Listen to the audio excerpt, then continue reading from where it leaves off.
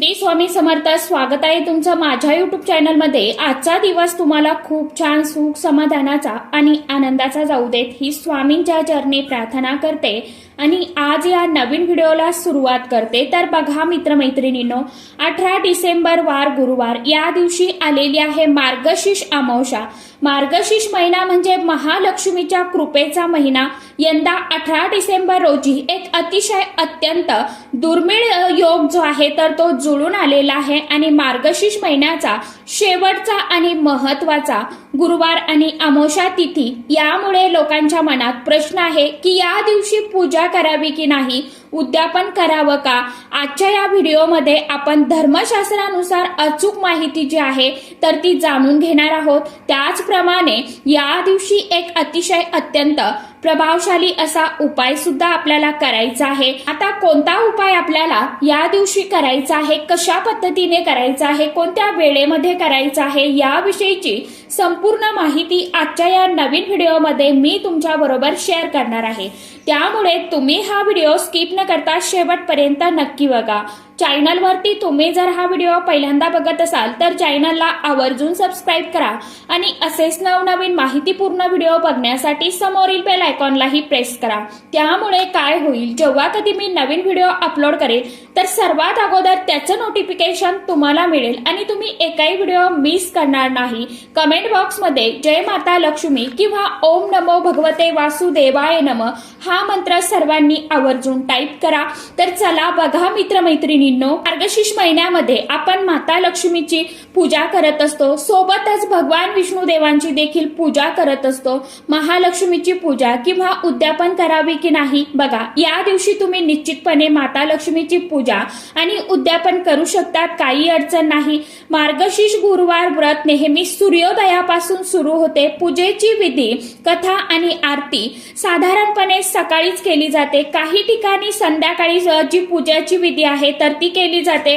अमावस्या तिथी काही वेळा सूर्योदयानंतर सुरू होते किंवा खूप उशिरा सुरू होते. म्हणजे सूर्योदयाच्या वेळी गुरुवारची तिथी प्रभावी असते. तुम्ही नेहमीप्रमाणे पूजेची मांडणी करावी, व्रत कथा वाचावी, आरती करावी.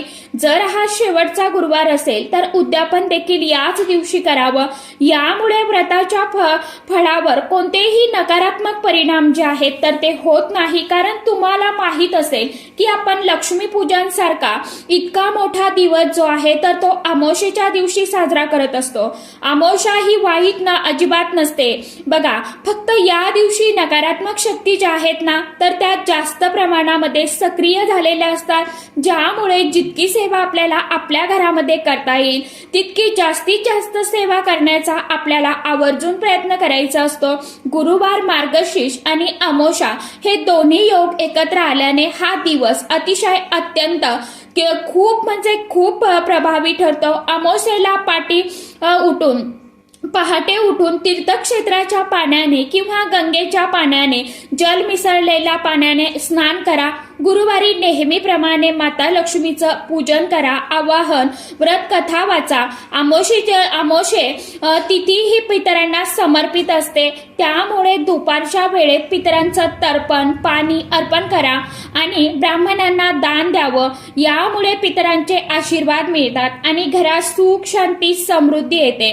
या दिवशी गरजू व्यक्तींना किंवा मंदिरामध्ये धान्य, वस्त्र, दक्षिणा किंवा महालक्ष्मी व्रतांचे पुस्तक दान करणे हे अतिशय अत्यंत शुभ मानले जाते. माता तुळशीला दिवा लावावा. उद्यापन करत असाल तर सुवासिनींना हळदी कुंकू लावून त्यांना महालक्ष्मी व्रताचं पुस्तक एक भेट म्हणून द्यावं. सोबतच एक फळ द्यावं. अमावस्येच्या दिवशी दूरचा प्रवास टाळावा. मनात कोणत्याही प्रकारचे नकारात्मक विचार किंवा इतरांविषयी वाईट बोलणे टाळावे. अमावस्येला केस कापणे, नखे कापणे किंवा दाढी करणे टाळावं. मार्गशीर्ष महिन्यात गुरुवारी फणस हे फळ चुकू नये, खाऊ नये किंवा फणसाची भाजी चुकू नये, घरामध्ये बनवू नये. हे 3 पदार्थ नैवेद्य बनवून खाल्ल्याने माता लक्ष्मी अखंड कृपा ही आपल्यावरती होत असते. त्याचबरोबर या दिवशी दुहेरी योग जो आहे तर तो जुळून आलेला आहे. गुरुवार अमावस्या असल्यामुळे माता लक्ष्मीची सेवा विशेष फलदायी ठरते. माता लक्ष्मीला कमळाचं फूल किंवा कमळगठ्ठ्याची माळ अर्पण करा। पूजेच्या वेळी श्री सुक्तम, महालक्ष्मी अष्टकम जे आहे तर ते अवश्य पठण करा। यामुळे लक्ष्मी घरामध्ये स्थिर राहते। अमावास्येला पिंपळाच्या झाडामध्ये पितर आणि देवी देवता वास करतात। संध्याकाळी पिंपळाच्या झाडाजवळ तुपाचा दिवा किंवा तिळाच्या तेलाचा दिवा आवर्जून लावा। दिवा लावत असताना ओम नमो भगवते वासुदेवाय नमः या षडाक्षर मंत्राचं पठण करा आणि माता लक्ष्मी, भगवान विष्णुदेव यांची आपल्यावरती कृपा होते। तुमच्या घरी शालिग्राम असल्यास त्यांची तुळशीसह पूजा करा। ज्या ठिकाणी भगवान विष्णुदेवांची सेवा होते तिथे माता लक्ष्मी स्वतःहून जात असते बघा। 18 डिसेंबर हा मार्गशीर्ष गुरुवार आणि अमावास्येचा योग खूप महत्वाचा आहे। मनात कोणत्याही शंका कुशंका न ठेवता भक्तीने माता लक्ष्मीची पूजा करा। पितरांना तर्पण करा। सांगितलेल्या पद्धतीने आई भगवतीची सेवा करा आणि त्याचबरोबर या दिवशी काही प्रभावशाली उपाय देखील करायचे आहे। त्यामध्ये ज्यावेळी आपण आपल्या घराची फरशी पुसणार आहोत ना, तर त्या पाण्यामध्ये आपल्याला थोडीशी हळद, खडे मीठ, गोमूत्र टाकून फरशी आपल्याला व्यवस्थित पुसून घ्यायची आहे। यामुळे आपल्या घरामध्ये ज्या काही वाईट शक्ती असतात ना, तर त्या आपल्या घरामध्ये प्रवेश करत नाही। त्याचबरोबर या दिवशी काहीतरी दान आपल्याला आवर्जून करायचं आहे। मग तुम्ही अन्नदान करू शकता, वस्त्रदान करू शकता किंवा मग गोदान, जे तुम्हाला यथाशक्ती तुमच्या सामर्थ्याने करता येईल ते दान करण्याचा जास्तीत जास्त प्रयत्न जो आहे तर तो करा। आपल्याच घरामध्ये आंघोळीच्या पाण्यामध्ये थोडेसे काळे तीळ आणि गंगाजल, थोडीशी हळद तुम्हाला मिसळून स्नान करायचं आहे। मार्गशीर्ष महिना हा भगवान श्रीकृष्णाला आणि भगवान विष्णुदेवांना समर्पित असतो। त्यामुळे या दिवशी आपल्या घरामध्ये व्यंकटेश स्तोत्रम, लक्ष्मी गायत्री मंत्र, विष्णू गायत्री मंत्र, त्याचप्रमाणे गजेंद्र मोक्ष स्तोत्र या सर्व स्तोत्रांचं मंत्राचं पठण आवर्जून करा। आपल्या उंबरठ्यावरती माता लक्ष्मीची पाऊल जी आहेत तर त्यांची रांगोळी काढा। मुख्य दरवाजाला आंब्याच्या पानांचं तोरण बांधा आणि माता लक्ष्मीचं व्यवस्थितपणे अगदी मनोभावे स्वागत करा। संध्याकाळी पूजा करून व्यवस्थितपणे उद्यापन करा। ज्यांना संध्याकाळी टाइम नसेल त्यांनी सकाळी उद्यापन केलं तरी देखील चालणार आहे। तर अशा पद्धतीने या छोट्या छोट्या गोष्टी ज्या आहेत तर त्या आपल्याला अमावास्येच्या दिवशी करायच्या असतात। या गोष्टी ज्या वेळेस आपण अमावास्येला करतो ना, त्यावेळी त्याचे फायदे जे आहे, लाभ जे आहेत तर ते आपल्याला नक्कीच प्राप्त होत असतात। आता त्यानंतर हा जो प्रभावी उपाय आहे तर तो आपल्याला करायचा आहे। बघा, आपण काय करतो, खूप कष्ट मेहनत करतो, परंतु कधी कधी त्या कष्टाचं, मेहनतीचं फळ जे आहे तर ते आपल्याला मिळत नाही।